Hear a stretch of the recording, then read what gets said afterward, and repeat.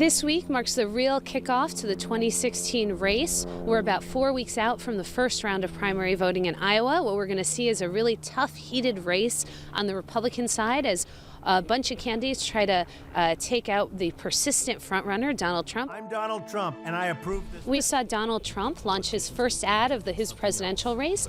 That shows that he's a serious candidate who could have staying power. There's been a lot of people during his months-long rise in the polls who have insisted, particularly Republicans, that he's just a flash in the pan. That just doesn't seem the case anymore. We're 4 weeks out. He's still leading the polls, and he says he's going to spend $2 million a week on advertising. That could have an impact.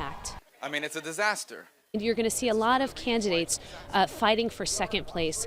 There's going to be a fierce battle to be the establishment candidate, the anti-Trump, if you will, and you're seeing that play out, particularly here in New Hampshire, where voters tend to favor more moderate Republicans.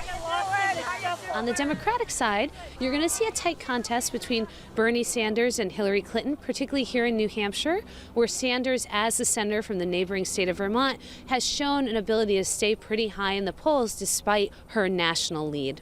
Today marked former President Bill Clinton's solo debut on the 2016 campaign trail. Hillary Clinton's campaign sees her spouse, her famous spouse, as a strong asset, particularly here in New Hampshire, where he still has high approval ratings.